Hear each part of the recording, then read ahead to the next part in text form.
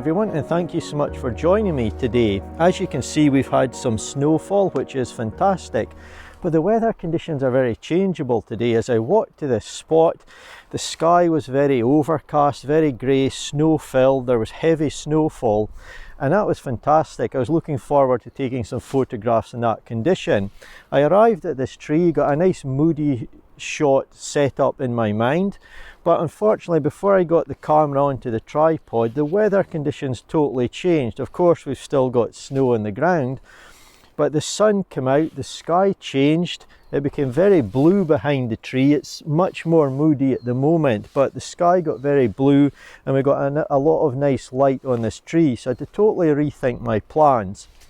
And that kind of relates to something I want to cover in today's video, which is going to be all about why I think it's important to just come out and practice taking photographs as much as you can. I've been talking to a few people recently who have perhaps been lacking motivation, and I think a lot of people only go out when the conditions are optimal, and if the conditions aren't that great or they don't think they've got anywhere special to go which they know will offer great photographs, they tend to not go out. So I want to talk about that a little bit, and perhaps some of the damage that's been caused by the recent storms as well. So I'll show you the image that I've captured here, and I'll talk about it in just a second, and as I say, how it relates to the topic of this video. But yeah, something a little bit different from what I had planned, I have to say.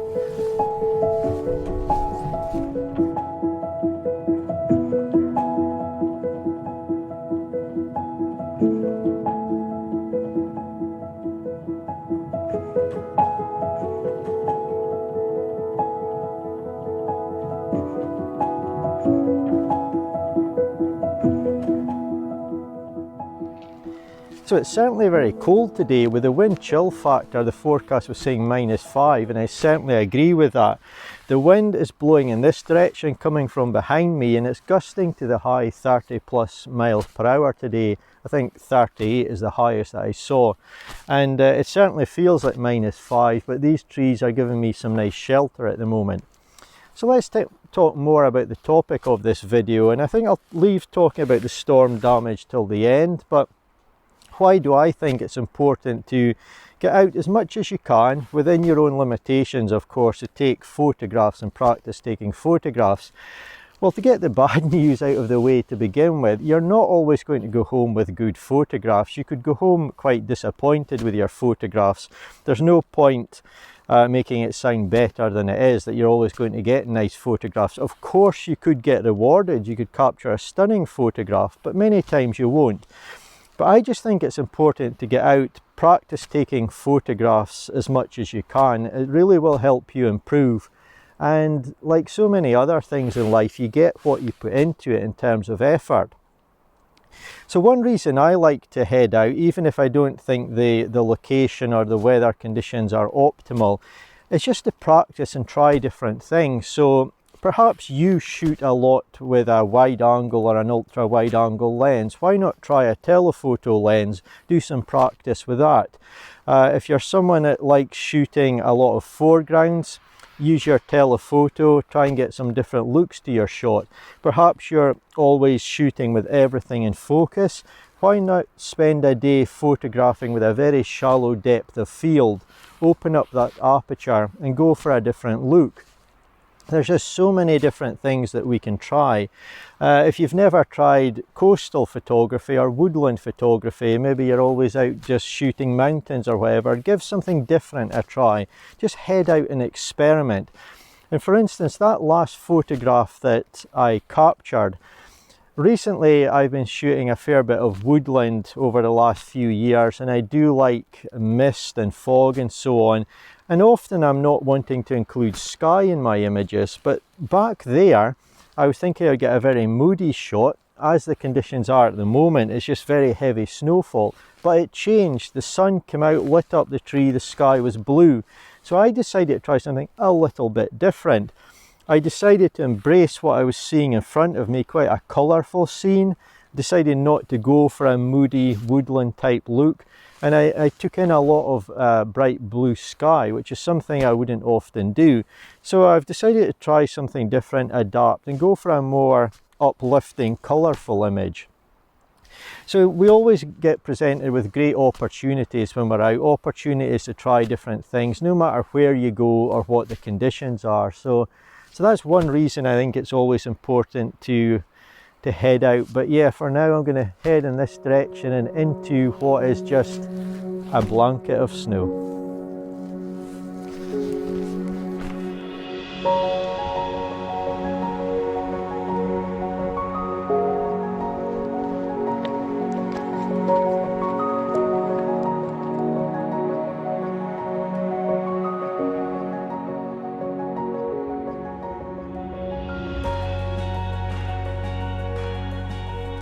So this certainly is a very cold, chilly day to be out in, but it's still fantastic to be out. You just need to try and keep moving as much as possible and keep yourself warm, and it's fantastic just to be out in the landscape. That's one of the obvious benefits of just coming out to do photography, regardless of the quality of your images that you think you could potentially capture. It's just the benefits to your general well-being, how it uplifts your mind, and how it's good obviously for your body in terms of exercise. But I've been photographing this scene just behind me here, and the weather is quite difficult to deal with. As I walked here, it was just blizzard conditions. I could not see more than maybe 50 yards, and it was just too bad to even consider taking a photograph or film. There was no shelter. It was really brutal. Then the sun came out, and when it breaks out, we're getting some nice side lighting on some of these trees. So I think it's quite a nice scene. Some snow on the ground, not a huge amount, in the pathway leading off to these trees, one of which has got a little bit of snow on it just behind me there. But regardless of the benefits to your health, I think you can always benefit your photography by coming out, even if you don't think you're going to get some good photographs. You can always practice your skills in the area of composition, regardless of lighting conditions or whether or not you're in a location you think that will deliver good photographs. Composition obviously is hugely important in photography. And I just like to come out with my camera, wander around, just practice various things, try and develop an eye for composition. I think it's something you have to keep working at, and it's something you can always strive to get better at. And scouting as well is important. So when you're out practicing your skills in the area of composition, you may learn to see things which don't look like they're a good photograph today, but may work at different times of the year, or just a few hours later in the same day, or if you come back in a couple of days later when the conditions are different. You'll just learn to see how things are potentially not great today, but could be a fantastic photograph just down the line. But yeah, I'll show you this image. I hope you like it, and time to move on, I think.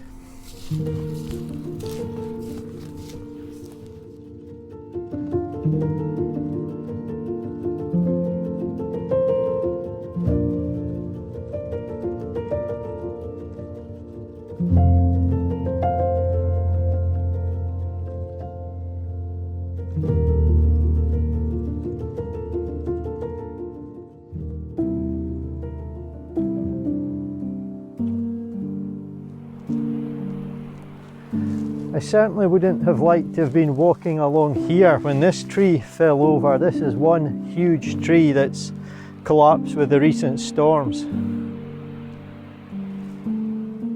So not the prettiest of scenes behind me, but to be honest, it's pretty much looks similar to that no matter where I look in this particular point. There's just been so much damage caused by these storms, and it really is sad to see. I'll talk a little bit more about that at the end of the video. I'm going to keep my eye on these tall pines which are swaying in the breeze behind me, because I don't think all the trees that are going to fall have actually fallen yet. There's some which have been very much weakened by these storms. But anyway, the last thing I want to talk about in terms of why I think it's great to always go out regularly to practice your photography is just the benefit of getting used to taking photographs, the practice of taking photographs Tripods are not complex devices, generally speaking, but just getting used to using it efficiently, getting it set up quickly when you need to grab a shot, being familiar with your camera, the various functions on your camera. Go out and experiment with settings and features on your camera that you've never tried before. You may just find something that will actually help you in your photography. Perhaps you've never experimented with focus peaking. Why not go out and give that a try? Even if you don't think there are any fantastic photographs to be had on that specific day.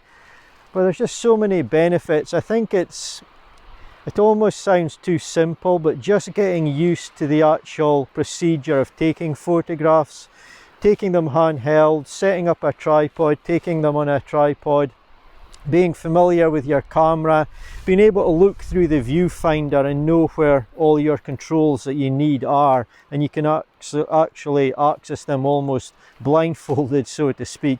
It's so beneficial when you're taking a photograph where you know it's got great potential, the sky's fantastic, the clouds are perfect, and you need to grab that shot quickly. If you're familiar with the procedure of taking photographs and your camera, it can really benefit you at a crucial time. Now obviously you could do some of this indoors, but I really feel there's nothing like being outside to do these things, practicing getting your camera at your tripod level in the landscape and so on. And just being used to your camera, it really can help you at a crucial point in the future. But these trees are still standing, so I'm going to get out of here while that's still the case.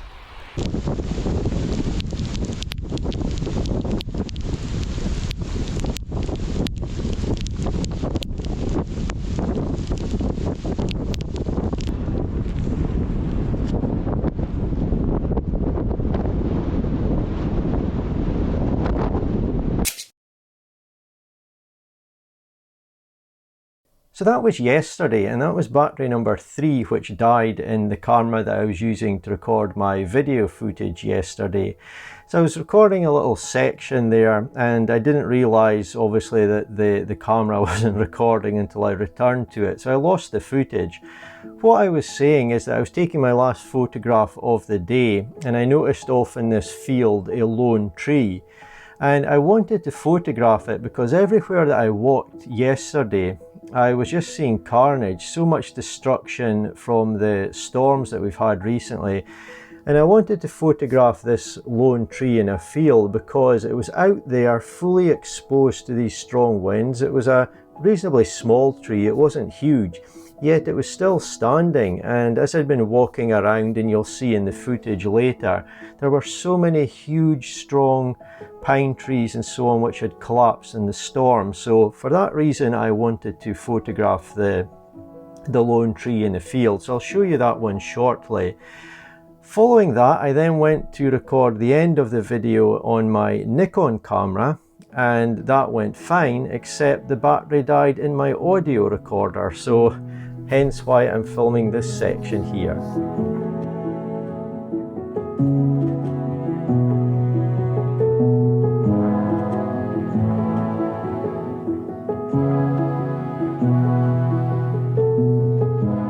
So as I'd mentioned while on location, I wanted to talk a little bit at the end of the video about the recent storm damage that I've seen. And at the end of this video, I'll show you a number of clips that I took yesterday showing some of the damage. I wish I'd recorded more footage, I've got a fair amount, but literally it was everywhere, and I almost felt like it deserved its own dedicated video, but you'll see the footage at the end anyway, just showing a tiny amount of the damage that I've seen. But recently we've had Storm Arwen, then it was Storm Malik, and as I recorded yesterday, it's just been a few days after Storm Corrie, and I'm really surprised at the amount of damage that I've seen. I've never seen anything like it in my lifetime, and it's made me think more than ever just how fragile the landscape is. So I want to talk about the storm damage, then also the potential damage that we can cause as landscape photographers. But when I say damage, it's not just what I've seen yesterday, it's over recent weeks. As I've been driving around, as I've been out walking, as I've been taking photographs, I have seen so much damage caused by these storms. Now obviously on a non-photography level, there's been some tragedies. There's been people killed by things such as trees collapsing on them. People's properties have been damaged and in some respects, or in some cases perhaps even ruined by the storm damage. But since I'm talking about landscape photography, the amount of trees that I've seen blown over, destroyed, dead on the ground is unbelievable. It's actually quite sad. What's happened in human terms is very sad, but what's happened to the places that we love to visit is extremely sad as well. I've seen so many trees blown over. I'm not really sure how to put it into words. It's actually been very, very surprising to me. I've never seen anything like it before, as I just said. Many trees that I've photographed are now on the ground, or they're on the ground in pieces because some workmen have cut them up ready to be taken away. And it's no real consolation that I've photographed them. It doesn't really make much difference. When you see the destruction, it's meaningless that I've photographed them when they were still standing and intact. So yeah, it really is a tragedy. And when I was walking around yesterday, just in a small area, there was just so much damage. As I say, I could have photographed and recorded video of it so much more, but you'll see the footage. I think I captured enough just to show some of it. And I've always been someone that's thought about the potential negative effects I could have as a landscape photographer on the landscape and on the areas that I visit. And seeing this recent damage caused by storms, it's made me reflect on that even more.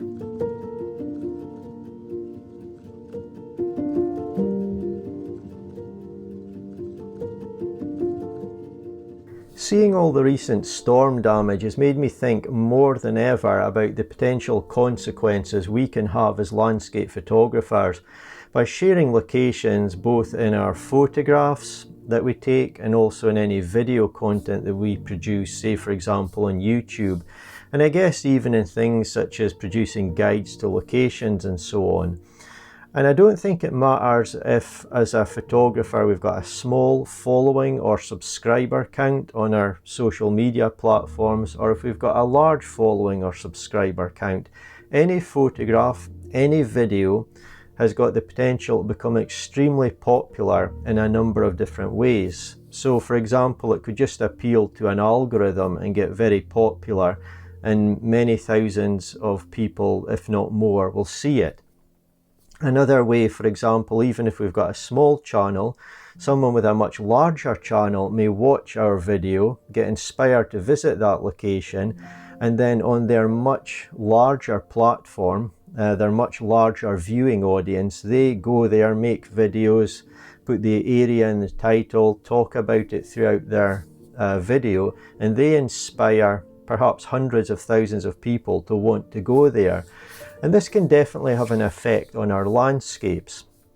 I could go into so much detail. I'm not an expert, but just to try and explain my thoughts on this. Over recent months, I've seen so many issues locally. I've seen it in the news, I've read about it, I've watched it on news on television, but a few examples of places you may know. I think Skye is extremely popular. I've heard of a lot of popular tourist areas and areas for photography are struggling, pathways are deteriorating and so on.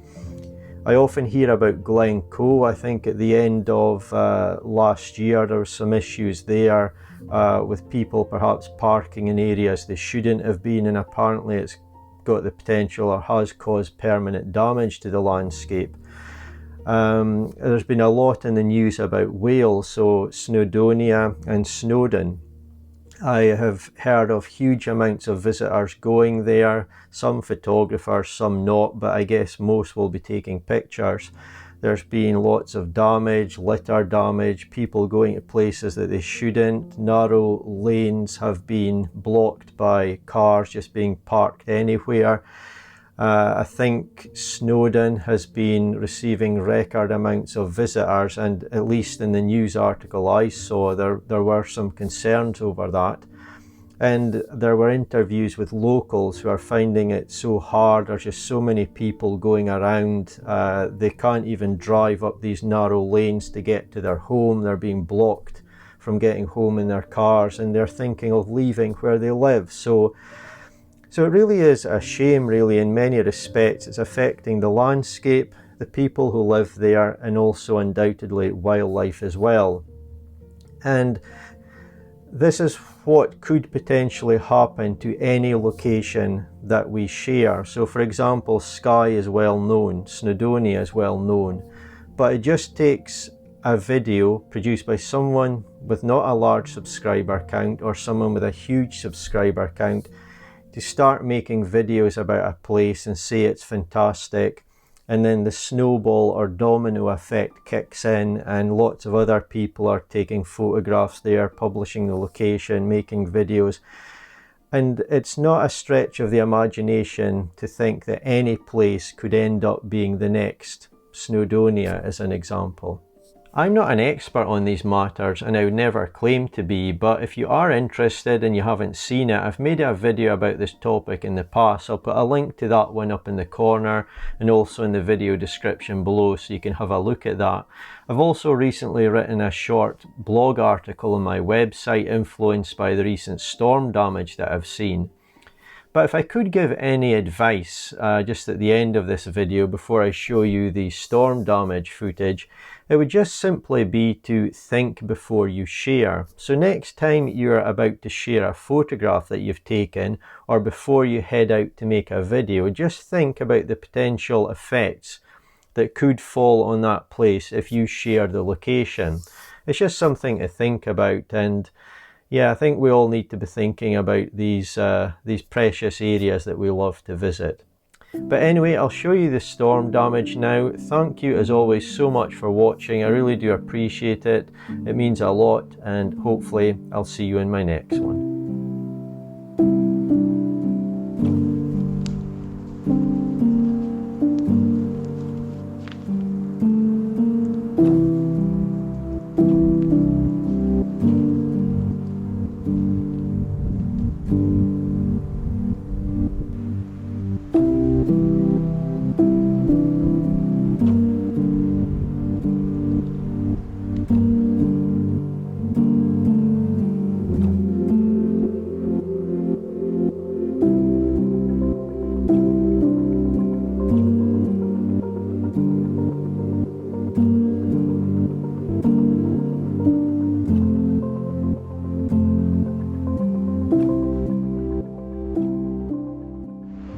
I'm not sure if you'll see it, but this tree here has obviously been affected by the recent storms and perhaps impact from other trees which have fell over near it.